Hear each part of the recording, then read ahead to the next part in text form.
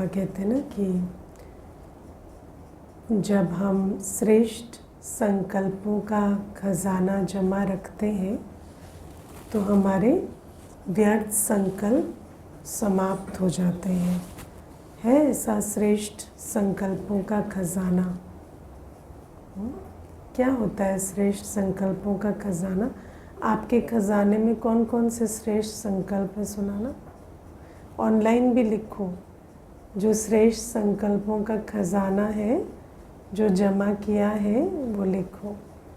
क्या है श्रेष्ठ संकल्पों का खजाना?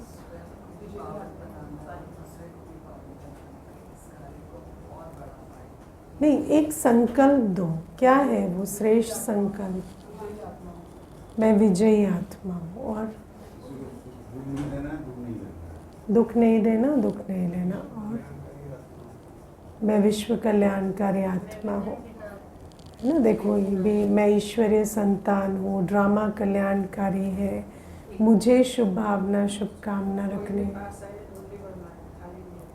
हाँ, कोई मुझे झोली भरनी है। और मैं निमित्त हूँ और मैं सौभाग्यशाली हूँ। मैं सदा कंबाइंड हूँ। मेरा काम है विशेषता देखना। और सूर्यवंशी घराने की आत्मा, ये सब रखते भी हो कि ऐसे ही अभी ज्ञान से सुना दे? हाँ, पूर्वज आत्मा। देखो मुझे ना अभी देखो कितने अच्छे अच्छे स्वमान लिख रहे हैं। मैं कमल पुष्प समान न्यारी प्यारी आत्मा हूँ, श्रेष्ठ आत्मा हूँ, है ना। तो सभी, तो ये है श्रेष्ठ संकल्पों का खजाना।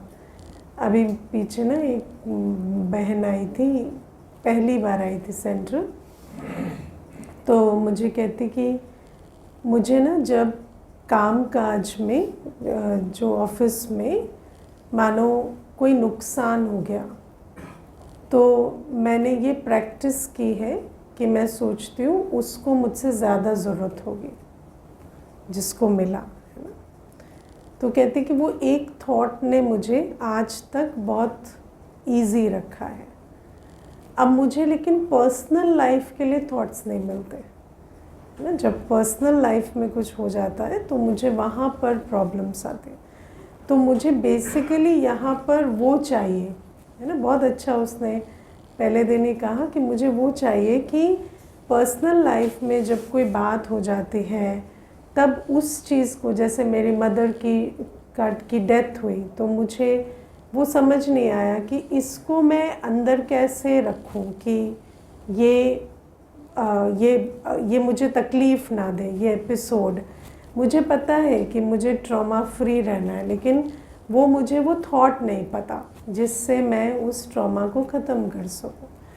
तो बाबा हमें सोचो कितने सारे श्रेष्ठ संकल्पों का खजाना देते हैं। जब कोई आत्मा भी शरीर छोड़ती है तो क्या है श्रेष्ठ संकल्प का खजाना?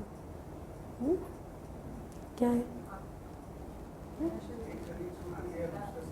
हाँ, या उसका पार्ट, उसका यहाँ का पार्ट इतना ही था, है ना। उसका पार्ट अभी आगे है। तो इस प्रकार से बाबा हमें हर परिस्थिति के लिए, हर बात के लिए श्रेष्ठ संकल्पों का खजाना देते हैं, लेकिन उन खजानों को हमें जमा करना होगा। जैसे आज बाबा ने हमें बहुत अच्छा, एक बहुत पावरफुल संकल्प दिया कि कोई भी विघ्न मुझे गिराने नहीं, आगे बढ़ाने आता है ना। कोई भी विघ्न मुझे गिराने नहीं, आगे बढ़ाने आता है। क्या मुझे ये संकल्प याद रहता है? ये जमा है। कोई भी बात आती है तो क्या मुझे अंदर से ये आता है, ये मुझे आगे बढ़ाने आई है? क्योंकि अगर ये एकदम से आ जाए कि ये बात मुझे आगे बढ़ाने आई है तो मैं उसमें कंफ्यूज नहीं होंगी, मेरे अंदर व्यर्थ नहीं चलेगा। और जब व्यर्थ नहीं चलेगा तो वो बात मुझे आगे ही बढ़ाएगी। ये सत्य है कि वो आगे बढ़ाने आई है। लेकिन जब हम कंफ्यूज हो जाते हैं, जब हम अपने ही कमज़ोर संकल्प चलाने लगते हैं, तो वो बात आगे बढ़ाने के बजाय हमें गिराने के निमित्त बन जाती। लेकिन उसको गिराने के निमित्त किसने बनाया? हमारे अपने कमज़ोर संकल्पों ने, है ना। ये क्या होगा, कैसे होगा, पार कर पाएंगे, नहीं कर पाएंगे, ऐसे क्यों हो गया, मेरे साथ ऐसे क्यों हो गया, मैंने तो कुछ किया भी नहीं। जब इस प्रकार से कन्फ्यूजन क्रिएट करते हैं तो वो बात हमें नुकसान करती है। वरना ड्रामा ऐसा ही है कि हर बात मेरे ब्राह्मण जीवन में मुझे आगे बढ़ाने आई। लेकिन इन संकल्पों के खजाने को हमें भरकर रखना होगा। हमारे पास हर परिस्थिति में एक श्रेष्ठ संकल्प जो मेरी एटीट्यूड को श्रेष्ठ बनाए वो होना चाहिए, है ना। और बाबा हमें कहते हैं जो व्यर्थ संकल्प होते हैं, जो आत्मा की शक्ति गंवाते हैं या जो हमें कमज़ोर बनाते हैं, उन व्यर्थ संकल्पों का तोड़ क्या है? ये श्रेष्ठ संकल्प का खजाना, है ना। हम आज मनुष्य की सबसे बड़ी प्रॉब्लम क्या है? उसके अपने थॉट्स। मुझे अभी पीछे कोई कह रहे थे कि जब मेरे से कोई गलती हो जाती है और जब मैं बाबा की याद में बैठता हूँ तो मुझे अंदर से आता है मैं तो 100 गुना पाप का भागी हूँ। मतलब मुझे तो गलती हो गई ना, तो 100 गुना पाप अभी मुझे चढ़ गया है। तो कहते कि तो मेरा योग कैसे लगेगा? मुझे तो बिल्कुल, अब ये तो सत्य है ना कि मुझे 100 गुना पाप तो चढ़ गया है क्योंकि मैंने तो संगम युग में गलती की है। तो मैं उस भाई को कह रही थी कि ज्ञान के भी पॉइंट को कहाँ यूज़ करना है, कौन सी पॉइंट को कहाँ यूज़ करना है, वो भी हमें आना चाहिए। अब मैंने उस भाई को पूछा, जब आप गलती कर रहे थे तब आपको पता चला ना? तो कहते हाँ। तो कहते जब पता चला था तब वो 100 गुना पाप वाली पॉइंट आपने इमर्ज नहीं की। जब आपको गलती का थॉट आया, कोई भी थॉट आता है, कर्म होता है, बहुत टाइम होता है, बहुत मार्जिन होती है। तो ब्राह्मण है तो हमें तो अपने थॉट्स दिखाई दे रहे हैं ना। थॉट आया, कर्म हुआ, गलती की, तो उस उतने प्रोसेस में आपने ये पॉइंट इमर्ज नहीं की कि मुझे 100 गुना पाप का दंड मिलेगा। लेकिन होने के बाद जब योग में बैठे तो आपने ये बहुत बड़ा ज्ञान इमर्ज किया कि मैं अब 100 गुना पाप का भागी हूँ, है ना। तो बाबा हमें कहते हैं कि किस पॉइंट को भी कहाँ यूज़ करना है वो भी हमें अक्ल होनी चाहिए। जब गलती करने की बारी आ रही है, माया वार कर रही है, तब याद करो ना, पदभ्रष्ट होगा, कल्प कल्प रिपीट होगा, 100 गुना पाप के भागी बनेंगे। ये बाबा हमें क्यों बताते? इसलिए नहीं कि आत्मा पाप करने के बाद ये पॉइंट्स याद रखे, है ना, इसलिए कि करने से पहले ये बातें हमें डिस्करेज करें। लेकिन माया ऐसी होती है, देह अभिमान ऐसा होता है कि जो पॉइंट जहाँ इमर्ज करने चाहिए वहाँ नहीं करेंगे, है ना। और फिर जब योग में बैठते हैं तो हमें क्या इमर्ज करना है? मैं आत्मा हूँ, मैं शरीर से, मेरे पास्ट कर्मों से, मेरी हर चीज़ से न्यारी हूँ, संस्कार से भी न्यारी हूँ। आता है जब हम योग में बैठते हैं, 63 जन्मों के विकर्म तो किए ही है ना या नहीं किए? तो उन कर्मों से मुझे उस समय एसोसिएट नहीं करना है, मुझे उस समय अपने उन संस्कारों से एसोसिएट नहीं करना है जो मैंने 63 जन्मों में बनाए हैं। मुझे बस, मैं जो मूल, जब मैं परमधाम से आई तो मैं जिस प्रकार की थी, मुझे बस उससे इमर्ज करना है। मैं वो आत्मा हूँ और मैं वो आत्मा बाबा को बहुत प्यारी हूँ और मुझे बाबा बहुत प्यार करता है। और उस निश्चय को मुझे इमर्ज करके बाबा की लाइट माइट भरनी, है ना। तो हमारे पास श्रेष्ठ संकल्पों का खजाना होना चाहिए और फिर ज्ञान का भी खजाना, कहाँ कौन सी पॉइंट यूज़ करनी है वो भी हमें आना चाहिए, है ना, क्योंकि हमें उन्नति को पाना है। जिस पॉइंट को यूज़ करके मेरी उन्नति नहीं हो रही वो पॉइंट मैं मिसयूज़ कर रही हूँ, वो पॉइंट मैं यूज़ नहीं कर रही, वो पॉइंट बाबा ने मुझे कहीं और यूज़ करने के लिए दिए हैं, मैं उसको यहाँ मिसयूज़ कर रही हूँ, है ना। तो उन्नति, मेरी उन्नति, सर्व की उन्नति होनी चाहिए ज्ञान की पॉइंट से। और ये खजाना कैसे जमा होता है, कहाँ मिलता है ये खजाना? अमृत वेले मिलता है ज्ञान, हाँ, मुरली से, मुरली से मिलता है ये खजाना। तो जितना हम मुरली को डबल अंडरलाइन करेंगे, मुरली के एक एक पॉइंट को, है ना, धारण करेंगे, बुद्धि में रखेंगे, मनन चिंतन करेंगे, उतना ये श्रेष्ठ संकल्पों का खजाना जमा होता जाएगा, है ना। कई बच्चे मुरली पर अटेंशन नहीं देते, है ना, अटेंडेंस ही नहीं, 7 दिन में 3 दिन आएंगे, 2 दिन आएंगे, ऐसे में श्रेष्ठ संकल्पों का खजाना कहाँ से जमा होगा? और क्या ऐसा कर रहे हैं जिस दिन मुरली में नहीं आ रहे? दूसरा वाला स्टॉक फुल कर रहे हैं, है ना। फिर समय पर वो व्यर्थ संकल्प खत्म कैसे होंगे जब तर्कश में तीर ही नहीं है? तो जब व्यर्थ संकल्प माया तीर चलाएगी उसका, तो आपके तर्कश में तो तीर ही नहीं है, तो आप घायल ही होंगे ना।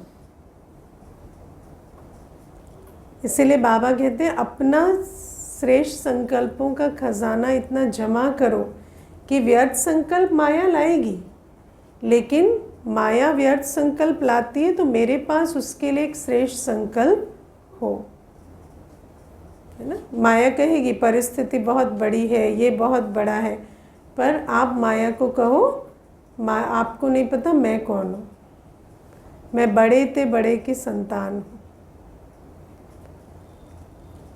तो बाबा हमें कहते हैं कि ये हमें करना है। और दूसरा, बाबा जो आज हमें कोई भी बात आती है तो वो बात हमें आगे बढ़ाने आई है, गिराने नहीं आई।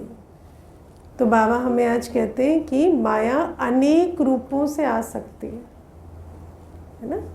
कभी डरावना रूप, कभी चैलेंज का रूप, कभी नुकसान का रूप, कभी अपमान का रूप, है ना। और यूजुअली अपमान होता नहीं, अपमान का भय, नुकसान हुआ नहीं, नुकसान का भय। तो ये जो अनेक प्रकार के रूप धरकर माया आती है, और जब हम उस भय के जाल में फंस जाते हैं तो हमारे अपने संकल्प कमज़ोर हो जाते हैं, हम अपने श्रेष्ठ कर्मों के कदम पीछे हटा लेते हैं। होता है ना, आप कुछ करने जा रहे थे लेकिन डर लगा तो उस कदम को पीछे हटा लिया। चाहे पुरुषार्थ में, सेवा में, लौकिक जीवन में, कई चीज़ें हम सोच समझकर करने जाते हैं, पर जब भय लगता है तो वो कदम पीछे हटा लेते हैं। तो वो जो भय आ रहा है वो क्यों आ रहा है ना, ऐसा किया तो नुकसान ना हो जाए, अपमान ना हो जाए, ऐसा ना हो जाए। लेकिन शिव बाबा हमें कहते हैं कि इन संकल्पों से ऊपर जाना है, समझना है कि ये बातें जो आ रही हैं ये मुझे आगे बढ़ाने के लिए आ रही है ना। पहले जब आप कदम बढ़ाएंगे तो क्या होगा, बढ़ाते ही सफलता मिल जाएगी, विघ्न आएंगे ना, है ना। मुझे अभी एक बहन कह रही थी मुझे सेंटर पर आकर रहना है, तो मैंने कहा आ जाओ। तो कहती कि डर लग रहा है, तो मैंने कहा डरते डरते आ जाओ, है ना, डर डर के आ जाओ, कोई बात नहीं। तो कहती नहीं डर लगता है ना तो फिर ऐसा। तो मैंने कहा कि आपको क्या लगता है कि जो काम आपने कभी नहीं किया पर वो श्रीमद् प्रमाण है, जब आप उसे पहली बार करेंगे तो आपको डर नहीं लगेगा? डर तो लगेगा ना। लेकिन ये डर क्या है, ये माया का रूप है।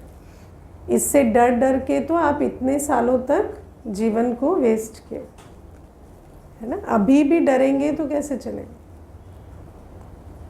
तो अभी हिम्मत का कदम बढ़ाओ। तो बाबा कहते हैं जब जैसे जंगल में जानवर आ जाते हैं ना कहीं से भी, तो आपको क्या करना होता है, आपको अपने यहाँ लाइट जला कर रखनी होती है, आग जला कर रखते हैं कि जानवर जो है वो भागे। तो बाबा कहते हैं माया भी अनेक रूपों से आती है, तुम्हें नॉलेज और योग की लाइट जला कर रखनी होती है और तुम्हें डरना नहीं होता।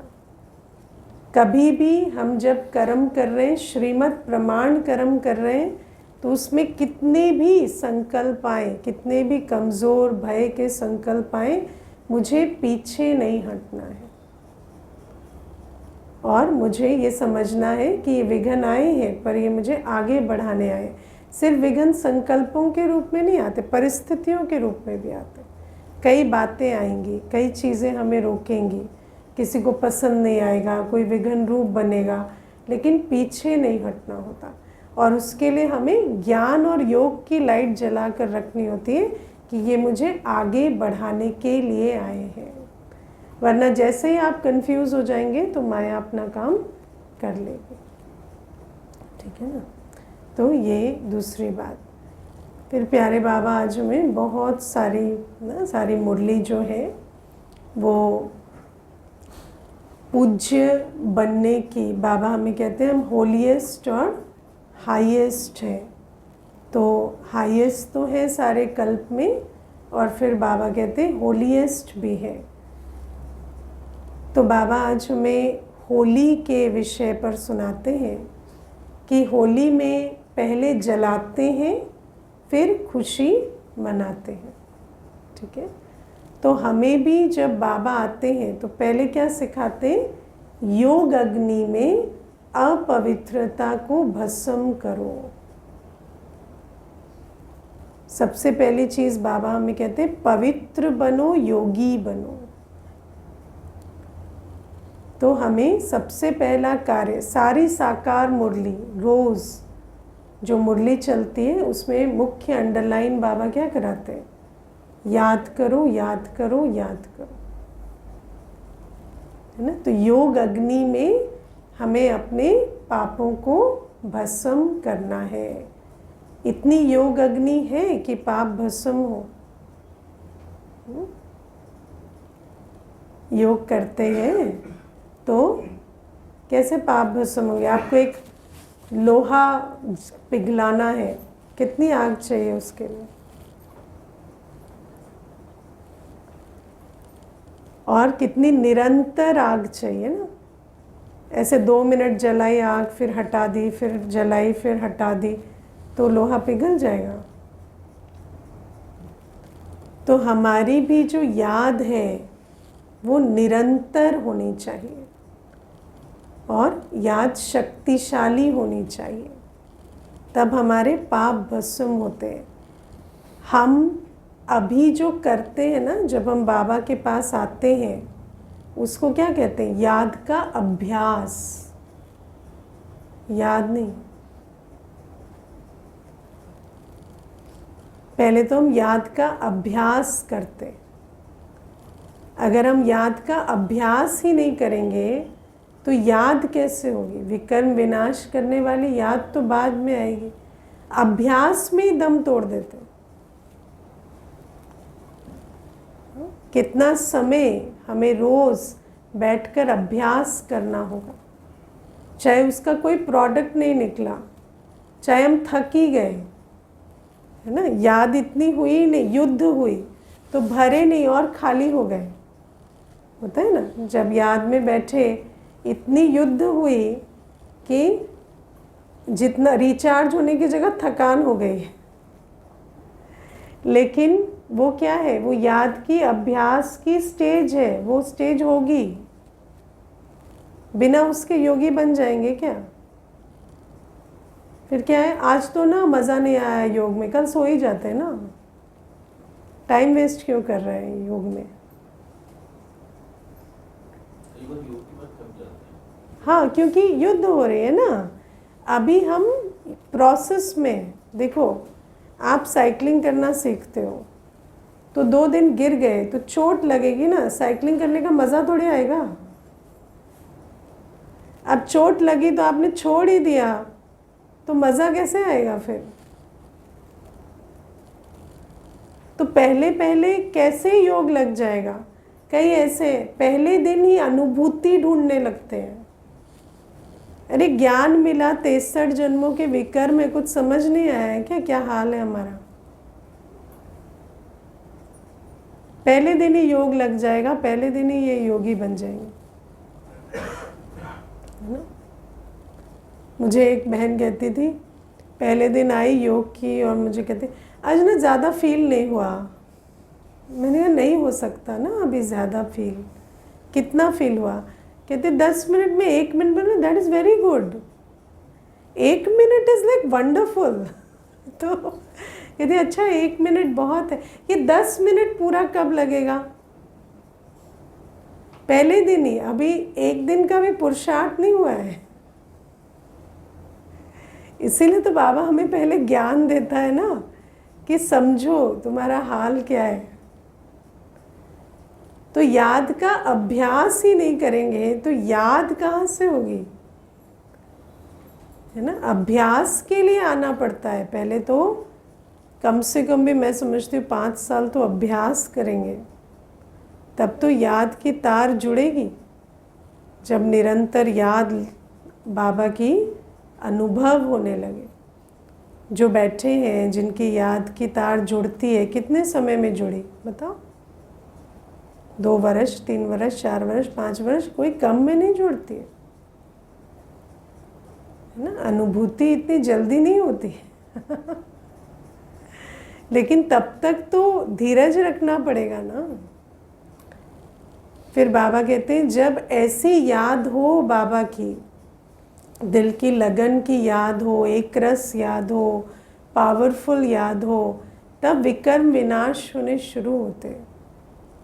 तब हम आत्मा पवित्र बनने लगते हैं ना? और जब हम पवित्र बनते हैं तो पवित्र आत्मा शुभ भावना, शुभ कामना संपन्न बन जाते है ना? फिर उस जैसे आप देखो कि अगर बच्चा है, छोटा बच्चा है ना, अभी उसको अपवित्रता का ज्ञान नहीं है, संस्कार है पर अभी उसकी अपवित्रता इमर्ज नहीं हुई है। उसे कोई बद्दुआ देगा, उसको पता चलेगा? फील करेगा? करेगा, है ना? माता पिता को गुस्सा आता है, उसको नहीं आता। वो तो कल भी जाके उसी के पास बैठेगा। क्यों? क्योंकि जब पवित्रता है तो हम किसी का नेगेटिव फील ही नहीं कर सकते ना। मुझे दूसरे का नेगेटिव पता कैसे चलता है? अपने नेगेटिव के कारण। अगर मेरे अंदर है ही नहीं विकार, तो मुझे दूसरे का विकार पता कैसे चलेगा? इसलिए जितना अनुभवी उतना दुखी। उसको सारा पता है ना? हर एक की बॉडी लैंग्वेज, दृष्टि, ये वो सब कुछ इंटरप्रेट कर रहे हैं। मुझे एक भाई आए थे, तो वो एयरलाइंस में डायरेक्टर थे। तो वो कहते कि मैं बहुत छोटे पद से शुरू किया। तो जब हम शुरू किए तो हमें प्रोफाइलिंग सिखाते थे कि कोई कस्टमर आया तो उसकी बॉडी लैंग्वेज, उसका ये वो देख के उसका क्लास और सब कुछ पता करना, और उससे कैसे बात करनी है, उसे कैसे ट्रीट करना है, वो हमने सीखा। तो कहते अभी ये जो आत्मा का ज्ञान है ना, ये मेरे से नहीं होगा। वो कहते मैं तो आत्मा देख ही नहीं सकता, मुझे तो इतना कुछ दिखाई देता है ना। मेरे तो यहाँ पूरी किताब है दीदी, आप उस किताब को नहीं देख सकते, वो पूरे दिन चलती है। किसी को सड़क पर भी देख लेते हैं ना, उसकी भी प्रोफाइलिंग करना शुरू कर देते। तो कहते हैं आज मैं डायरेक्टर हूँ, आज मुझे वो करना नहीं पड़ता, लेकिन कर रहे हैं ना। अभी हायरिंग में भी करते रहते हैं, सब जगह करते रहते हैं। तो आत्मा की हालत क्या हो गई है ना? इतना सारे देहाभिमान की परत चढ़ गई है कि आत्मिक दृष्टि रखना या पवित्र बनना। इसीलिए तो बाबा कहते हैं ना, बहुत योग चाहिए। मैं सिर्फ बिंदु आत्मा और पवित्रता से बाबा मुझे भर रहे हैं, ये अनुभव में जितनी देर बैठेंगे एक रस होकर, तो वो सारी जो परतें हैं वो मेल्ट करेंगे। तो बाबा कहते हैं इतनी मेहनत करें, पवित्र बने, तब जाकर हम शुभ भावना, शुभ कामना हर एक के लिए रख सकते हैं। वरना देह अभिमान की दृष्टि है तो कोई ना कोई विकार ट्रिगर ही होता रहता है ना। तो इसीलिए बाबा हमें कहते हैं पहले तो जलाना पड़े, तब जाकर दुआएं देना, दुआएं लेना शुरू होगा। दुआएं लेंगे कब? जब हमें बद्दुआ लेना नहीं आएगा जब हम इतने इनोसेंट होंगे, है ना। किसी ने क्या दिया? 3 बातें हैं, पर चिंतन, पर दर्शन, पर मत।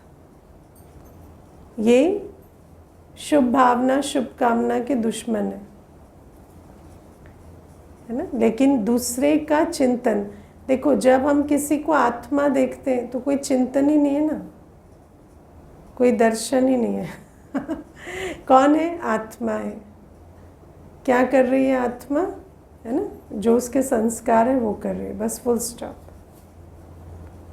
लेकिन जब हमारे अंदर इम्प्योरिटी होती है तो कौन क्या कह रहा है, कौन क्या कर रहा है, इस पर हमारा चिंतन चलता है। हमें क्यों दिखाई देता है, हमें क्यों सोच चलती है, जो भी जो कुछ कर रहा है उसके बारे में आप फुल स्टॉप क्यों नहीं लगा पा रहे? क्योंकि अपने अंदर की इम्प्योरिटी, अपनी ईगो, अपना अटैचमेंट, अपना एंगर, कि नहीं, सोचते रहेंगे ऐसा करते हैं, ऐसा करते हैं, ऐसा करते हैं, दूसरे को भी बताते रहेंगे। देखो 2 दिन मैंने नोटिस किया, उस दिन मैंने बोला नहीं, लेकिन तीसरे दिन भी उसने वही किया। तो क्यों इतना चिंतन क्यों चलाना पड़ रहा है हमें? क्योंकि अपने अंदर वो ईगो जो है ना, उसको सेटिस्फाई करना है।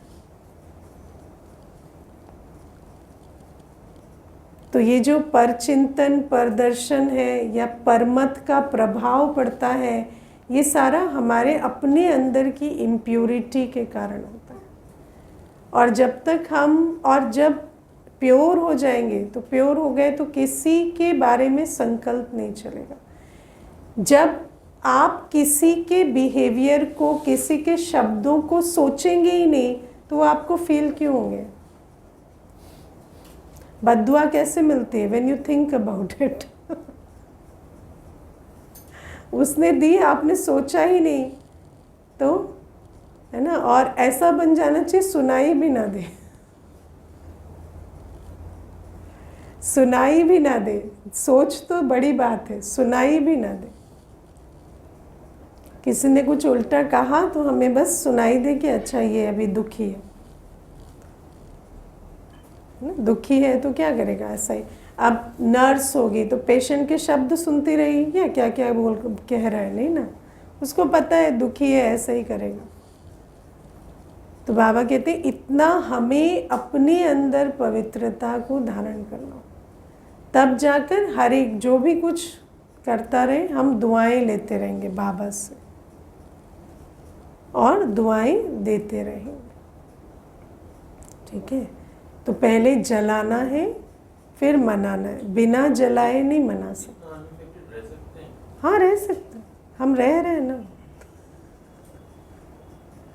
रहते हैं ना। सोचेंगे तो फिर आप विचार करो, पूरे दिन में 4 आवर्स 5 आवर्स नींद से ज़्यादा नहीं हो पाती, तो फंक्शन कैसे करते हैं?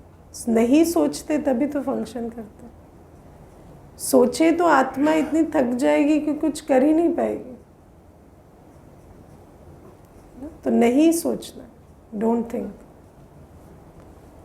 लेकिन उसके लिए भी आपको बहुत योग बल चाहिए। इतना पवित्रता की लाइट बाबा से लो कि किसी के लिए कोई संकल्प ही ना चले। और शुभ संकल्पों का स्टॉक भी, वो भी बहुत काम करता है। जैसे मान लो कई बार ऐसा भी होता है, कोई आत्मा है बहुत आवश्यकता में आई थी, दुखी थी, एक दिन आई, दूसरे दिन नहीं आई, तो हमें समझना होता है कि उसका ड्रामा जैसा है उस हिसाब से चलेंगे। क्योंकि कई बार शुभ भावना से भी ऐसा लगता है अरे आ जाते क्या है ना, लेकिन सोचना ही नहीं। तो बाबा कहते हैं कि इतना हम जब करेंगे तब हम दुआएं लेंगे, दुआएं देंगे, और दुआएं लेना, दुआएं देना, यही हमारा पुरुषार्थ होना चाहिए। उसी से स्टॉक हमें जमा करना है। और फिर बाबा हमें कहते हैं कि ये जो दुआएं लेना, दुआएं देना क्यों नहीं कर पाते? क्योंकि बाबा के साथ कंबाइन नहीं रहते, है ना। बाबा तो हमेशा हमें शक्ति भी दे रहे हैं, सहयोग भी दे रहे हैं, अन्य के वाइब्रेशंस को इमर्ज करना, समाना, हर चीज़ की शक्ति बाबा हमें दे रहे हैं, लेकिन हम बाबा के साथ कंबाइंड नहीं रहते। ठीक है। फिर बाबा ने समय का इशारा देते हुए 3 बातें अंडरलाइन कराई। एक, पहले तो 2 बातें कि हमें फुल स्टॉप लगाना है और स्टॉक जमा करना है। आपको समझ आता है हमें स्टॉक जमा करना है? देखो दुनिया में अभी जैसे वॉर की सिचुएशन बन रही थी, तो सभी क्या कहते हैं, अभी स्टॉक जमा कर लो, राशन ये वो, है ना। कोई कहता कैंडल रखो, कोई कहता है कुछ रखो, है ना। लेकिन क्या वो स्टॉक आपको यूज़फुल होगा क्या? वो तो हमें बाबा कहता है वैसे भी रखो, क्या है ना। वैसे भी क्या है, 6 महीने का राशन रखने में क्या जाता है सेंटरों पर तो हम हमेशा 6 महीने का राशन रखते हैं। तो ये सारे, ये तो जनरल डायरेक्शंस, लेकिन उससे कोई बड़ी परिस्थिति में हमें कोई बड़ी हेल्प नहीं हो जाएगी। लेकिन जो स्टॉक हमारे रियली काम आएगा वो क्या है? वो हमारे अंदर का स्टॉक है। और बाबा हमें कहते हैं कि उस समय पर जिसके पास ये स्टॉक जमा होगा ना, वो आत्मा अनेकों को अनुभूति कराकर, उनकी सेवा कर कर, उनको भी कुछ न कुछ लाभ देकर सेवा का फल और बल जमा कर पाएगी। तो इतना स्टॉक है कि जब त्राही त्राही हो रही होगी तो हम अपनी मनसा सेवा से, अपनी फरिश्ता स्थिति से अनेकों को सुख दे पाएंगे। बने ऐसा कि हमें भी डर लगने लगता है, क्या होगा क्या होगा। किस किस को सेवा का संकल्प आता है जब कोई परिस्थिति आती है बाहर कि मुझे अब सेवा करनी? तभी आता है, पहले भी आता है है ना। तो हमें सेवा करनी, हमारे लिए अंत में हमारा पार्ट क्या है? बेहद की सेवा का पार्ट। लेकिन उसके लिए स्टॉक चाहिए। पहला स्टॉक, स्वपुरुषार्थ से हमें प्रत्यक्ष फल जमा करना। क्या है स्वपुरुषार्थ? याद का पुरुषार्थ, मुरली सुनना, पवित्र जीवन जीना, ये स्वपुरुषार्थ है। हमारा जो टाइम टेबल है ब्राह्मण जीवन का, और जो हमें बाबा ने दृष्टि वृत्ति के लिए, संकल्पों के लिए श्रीमत दी है, उसको हम रोज़ फॉलो कर सकें, ये स्वपुरुषार्थ हमें करना है ना। अगर एक दिन 4 बजे, दूसरे दिन 5 बजे, तीसरे दिन 6 बजे उठ रहे तो स्टॉक जमा नहीं होता। रोज़, है ना, 3:30 माना 3:30, रोज़ हमारा टाइम टेबल एक होना चाहिए। हमारा सोना, उठना, भोजन, मुरली, याद का चार्ट सेम होना चाहिए, कंसिस्टेंसी। उससे स्टॉक जमा होता है। योगी की निशानी, सबसे पहली निशानी कंसिस्टेंसी और डिसिप्लिन। चाहे वो क्लास का डिसिप्लिन हो, चाहे योग का डिसिप्लिन हो। हम क्लास जितने बजे आते हैं, हम रोज़ उतने बजे पहुंच पाए। 7 बजे रोज पहुंचते हैं सुबह, तो 7 बजे पहुंच पाए, इधर उधर ना हो। इतना हमें पुरुषार्थ से प्रत्यक्ष फल का, प्रत्यक्ष फल क्या है? खुशी और शक्ति। जो इतना डिसिप्लिन से, कंसिस्टेंसी से चलते हैं ना, वो आत्मा सुख स्वरूप और शक्ति स्वरूप बन पाती। मैं पीछे एक साइकाइट्रिस्ट से बात करी थी, तो वो मुझे कहते हैं कि मैंने उनको पूछा कि अगर आपको एक चीज़ बतानी हो, एक क्वालिटी जो मेंटल हेल्थ के लिए सबसे इम्पोर्टेंट है, वो कहते हैं डिसिप्लिन। तो मैंने कहा पर आप ये बात पहले क्यों नहीं बताते? जैसे कोई आपके पास आता है कंसल्टेशन के लिए, तो पहले आप डिसिप्लिन की बात क्यों है? तो कहते हैं अगर उसको इतना आता तो वो मेरे पास थोड़ी आता।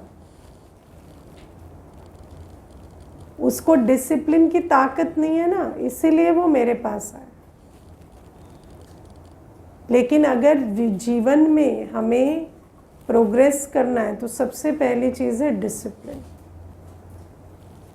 डिसिप्लिन माना सेम कर्म सेम टाइम पर रोज, है ना?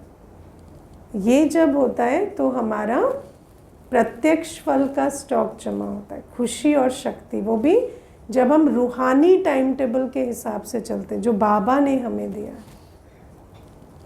ठीक है। फिर दूसरा बाबा कहते हैं हर परिस्थिति में हर आत्मा के साथ संतुष्ट रहना और संतुष्ट करना, है ना? मुझे किसी से कोई प्रॉब्लम ना हो, मैं किसी परिस्थिति से, किसी आत्मा से कभी असंतुष्ट ना हो, मेरे मुख से कंप्लेंट ना निकले, मेरे संकल्प में भी कंप्लेंट ना आए, ये ऐसा नहीं ऐसा होना चाहिए, ये ऐसा क्यों है, ऐसा मुझे ना परिस्थिति के लिए चले ना आत्मा के लिए, मैं सदा संतुष्ट। ऐसे रहते हैं। कोई मेरी प्रॉब्लम बन जाए इतनी उसमें ताकत ना हो, है ना? आप कौन है? अब मास्टर क्रिएटर है, आपकी प्रॉब्लम बन जाए कोई, इतनी ताकत किसी में नहीं होनी चाहिए। तो इतनी ताकत मेरे में है कि मेरी कोई प्रॉब्लम नहीं बन सकती। कोई कुछ भी कर सकता है, कुछ भी परिस्थिति कैसी भी हो सकती, पर वो मेरी प्रॉब्लम बन जाए ऐसा नहीं। कभी हमें असंतुष्टता का संकल्प भी ना आए। दूसरा, जो मेरे सामने है मर्यादा में रहकर उसे संतुष्ट करना, है ना? आज मनुष्य के अंदर एक संस्कार है, वो दूसरे को असंतुष्ट करना चाहता है। कई बार व्यक्ति अफोर्ड कर सकता है, emotionally, mentally, financially, physically afford कर सकता है किसी को कोई सुविधा साधन देना, लेकिन फिर भी उसको ना देना, वो एक जैसे एक जिद पकड़ कर रखते हैं कि इसको असंतुष्ट ही करना है। नहीं। और मानो आप कोई शिक्षा भी देना चाह रहे, मानो ठीक है, किसी को भी ओवर फैसिलिटेट करना भी अच्छा आइडिया नहीं होता, लेकिन उसको, वो उस चीज़ को अप्रिशिएट कर पाए, उसके लिए उतना ज्ञान, इतनी काउंसलिंग आपको देनी पड़ेगी ना। जैसे मान लो मैं ये समझती हूँ कि किसी को 4 ड्रेस है तो मुझे 5वां नहीं देना चाहिए, तो मुझे उसको सिखाना पड़ेगा ना कि 4 ड्रेस इनफ है। तो उतनी काउंसलिंग करना, बातचीत करना भी इम्पोर्टेंट है, उसका महत्व भी समझाना पड़ेगा ना, शुभ भावना से, प्यार से। तो संतुष्ट करना एक तो जितना हो सके उतना सुविधा साधन जो आपको लगता है ठीक है देना, उसको विड्रॉ नहीं करना। फिर किसी का मन खराब है तो उसको 2 बातें समझा देना या प्यार से बता देना, ये भी संतुष्ट करने की एक विधि होती है ना। या कोई किसी जिद पर ही अड़ा है तो एक बार दे देने में भी बुराई नहीं। बाबा यहाँ तक कहते हैं कि कभी कोई मान शान की भी जिद में अड़ जाता है कि मुझे इतना चाहिए ही चाहिए, तो थोड़ा सा दे दो ना, कुर्सी पे बिठा दो, एक दिन क्या हो जाएगा। तो संतुष्ट करना, संतुष्ट रहना, पहले संतुष्ट रहना और फिर यथासंभव संतुष्ट भी करना। मर्यादा ना टूटे, किसी को संतुष्ट करने के लिए हम अपने ब्राह्मण जीवन की मर्यादाएं ना छोड़ें। और तीसरा, सेवा में, है ना, सेवा करके दुआओं का स्टॉक जमा करना, तन मन धन से ईश्वरीय सेवा करना। बाबा का इतना बड़ा यज्ञ है, इस यज्ञ में अपने तन मन धन की आहुति डालने वाले को बहुत दुआएं मिलती, वो दुआओं का स्टॉक भी हमें जमा करना है। जब ये तीनों चीज़ें हो तब जाकर हम, है ना, और बाबा कहते हैं सेवा भी निमित्त भाव, निर्माण भाव और निर्मल वाणी, है ना। कर रहे पर मैं करेंगे तो सामने वाला कहेगा ना ही करो, अच्छा, है ना। मैं से सेवा नहीं करनी। निमित्त भाव, निर्माण भाव, बाबा करा रहा है, बाबा ने दिया तो आज किसी लायक है ना, वरना क्या लायक बना। तो इस आधार से हमें स्टॉक जमा करना है। ये समय की पुकार है जो बाबा अंडरलाइन करा रहे हैं, इसको बहुत अटेंशन देना है। अच्छा, ओम शांति।